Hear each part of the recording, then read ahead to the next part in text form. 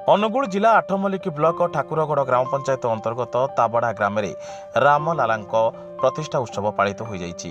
ଅଯୋଧ୍ୟାରେ ରାମଲାଲା ପ୍ରାଣ ପ୍ରତିଷ୍ଠା ହେଉଥିବା ବେଳେ ସେହିପରି ଠାକୁରଗଡ଼ ଅନ୍ତର୍ଗତ ତାବଡ଼ା ଗ୍ରାମରେ ବିଜେପି ଯୁବ ନେତା ସଂଗ୍ରାମ ମହାପାତ୍ର ଏବଂ ସ୍ଥାନୀୟ ଗ୍ରାମବାସୀ ମିଶି କଳସ ଯାତ୍ରା ସହିତ ପୂଜା ଅର୍ଚ୍ଚନା କରିଛନ୍ତି।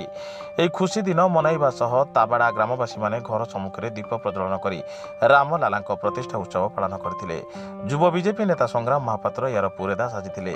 ଗ୍ରାମର ସଭାପତି ଏବଂ ସମ୍ପାଦକ ଏବଂ ଗ୍ରାମବାସୀମାନେ ସହଯୋଗ କରିଥିଲେ। ଏକ ଏଲସିଡି ମାଧ୍ୟମରେ ଅଯୋଧ୍ୟାରେ ହେଉଥିବା ରାମଲାଲାଙ୍କ ପ୍ରତିଷ୍ଠା ଉତ୍ସବକୁ ଦେଖି ଢେର ଖୁସି ମନାଇଥିଲେ। आज बहुत खुशी लगुच आमको कि आमर जो 500 वर्ष पूर्वर गोटे अभिलाष थिला आम भारत रे गोटे राम मंदिर हम। आज से राम मंदिर रे प्रभु श्रीरामचंद्र आज प्राण प्रतिष्ठा उत्सव प्रतिष्ठा होती तेणु बहुत खुशी लगुच आमको।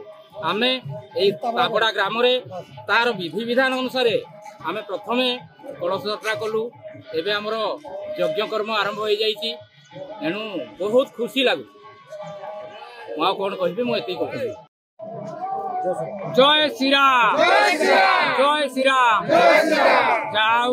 आज श्रीराम मंदिर रे प्रतिष्ठा पाई आमर धूमधाम पालित होउछि। आज आमर श्रीराम मंदिर पाई कलश यात्रा धूमधाम रे उत्साहित हेउछि। आउ जहाँ भी होउछि भल हेउछि, जहाँ भी हबो भल हबो।